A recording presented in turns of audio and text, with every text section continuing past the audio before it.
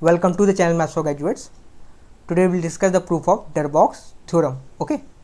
So before going into the proof of this theorem, let us first understand the statement of this theorem, which is even more important.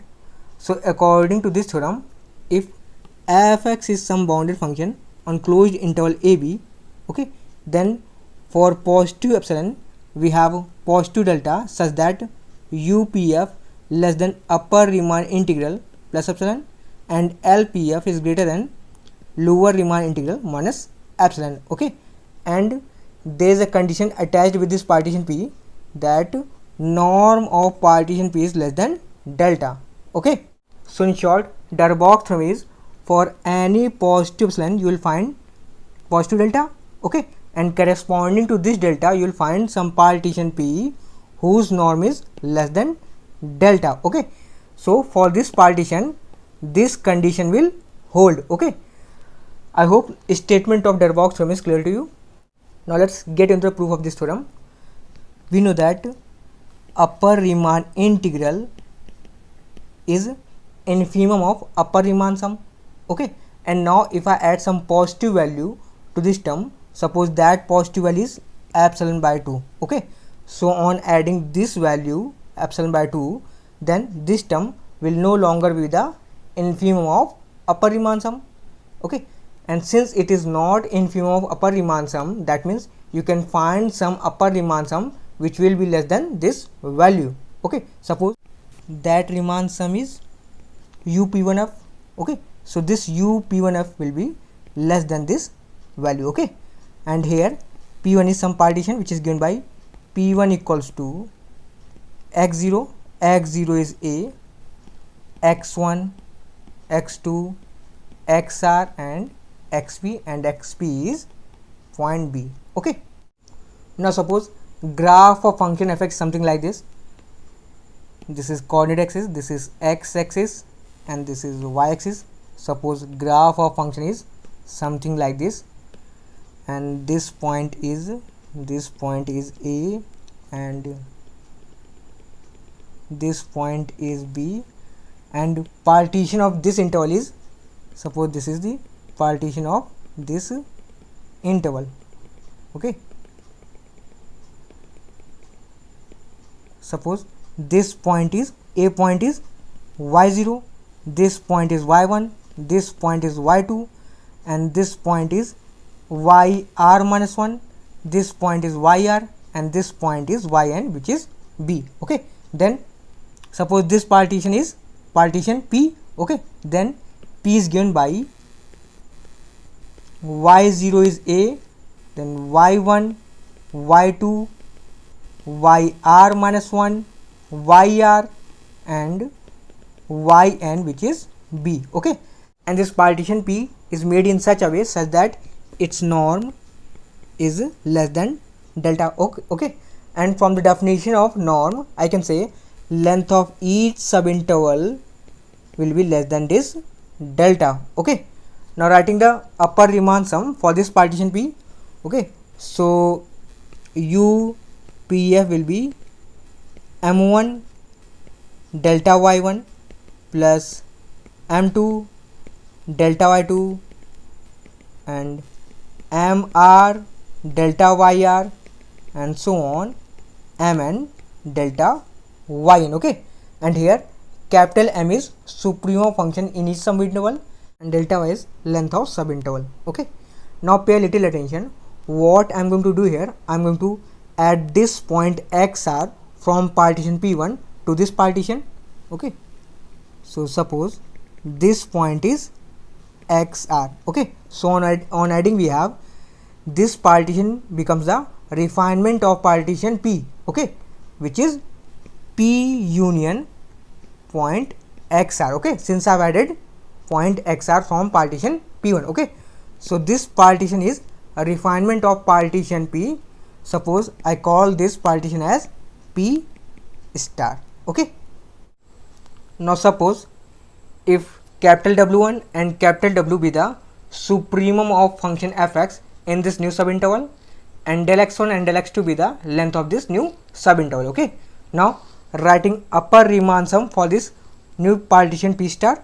Okay, so upper Riemann sum u p star f, this will be capital M1 del y1 plus capital M2 del y2 and so on, capital W1 del x1 plus capital W2 del x2 plus mn del yn. Okay, now suppose this equation is equation number 2 and this equation is equation number 1. Okay, now subtracting equation number 1 minus equation number 2. Okay, so on subtracting we have u pf minus u p star f. Okay, so on subtracting we get capital mr del yr minus w1 del x1 minus w2 del x2.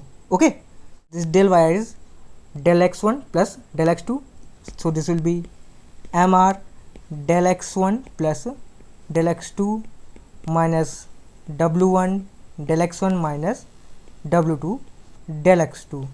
Okay, so multiplying this mr inside the bracket, so this will be mr del x1 plus mr del x2 minus w1 del x1 minus w2 del x2. Okay, now taking del x1 common from these two terms and del x2 from these two terms. Okay, so on taking common we have capital mr minus w1 del x1 plus mr minus w2 del x2. Okay, now take a closer look.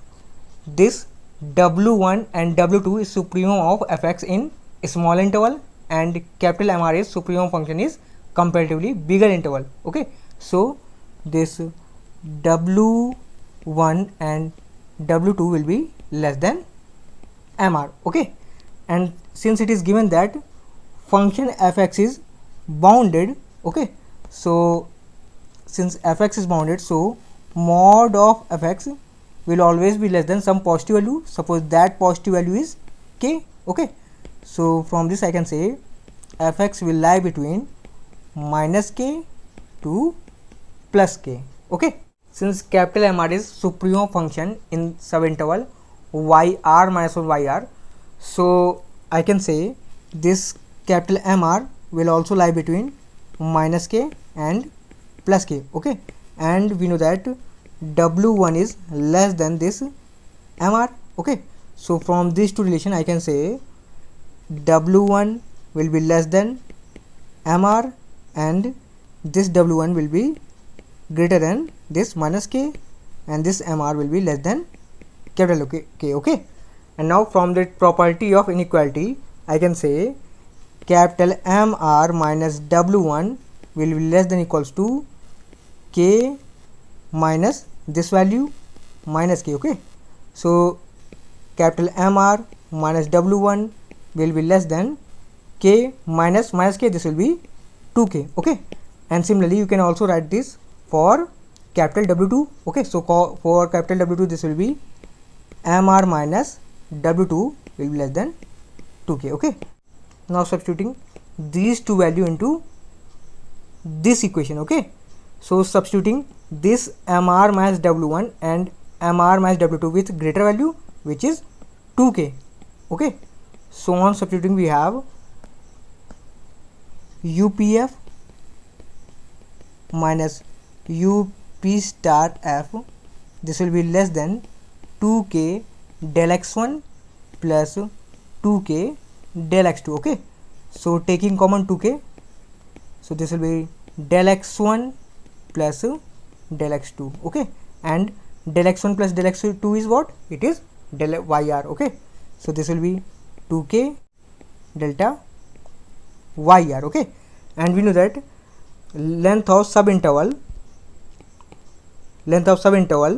del y is less than delta. Okay, so this will be 2pf minus u p star f will be less than 2k delta. Okay, and if you remember we have added one single point xr from partition p1 to partition p, and so on adding this single point. This is how upper Riemann sum got affected. Okay, now what will happen if we add one more point from partition P1 to partition P? Okay, so on adding one more point, this UPF minus UP star will be less than 2k plus delta plus 2k plus delta. Okay, and since there are P minus 1 points in partition P1, so this UPF minus UP star F will be less than 2k plus delta plus 2k plus delta plus and so on P minus 1 times. Okay, so this will be less than 2k P minus 1 delta. Okay, since P star is refinement of partition P1, so UP star F will be less than UP1F. Okay, so on replacing UP star F with UP1F, inequality will remain same. Okay, so on replacing we have UPF minus UP1F will be less than 2k P minus 1 delta. Okay, now taking this term into right hand side, so we have UPF less than UP1F plus 2k P minus 1 delta. Okay, now using this equation, so on using this equation we can substitute UP1F with upper Riemann integral plus epsilon by 2. Okay, so substituting UP1F into this equation. Okay, so on substituting we have UPF less than upper Riemann integral plus epsilon by 2 plus 2k P minus 1 delta. Okay, now choosing delta such that delta is less than epsilon over 4k P minus 1. Okay, so on choosing delta, something like this term will replace by epsilon by 2. Okay, so we have UPF less than upper Riemann integral plus epsilon by 2 plus epsilon by 2. Okay, so now we have UPF less than upper Riemann integral plus epsilon. So this is the relation that we were willing to prove. In the same manner we can prove this relation. Okay, now this video ends here. If you really find this video informative, then show your support by subscribing channel and also press the bell icon. Thank you. Thanks for watching.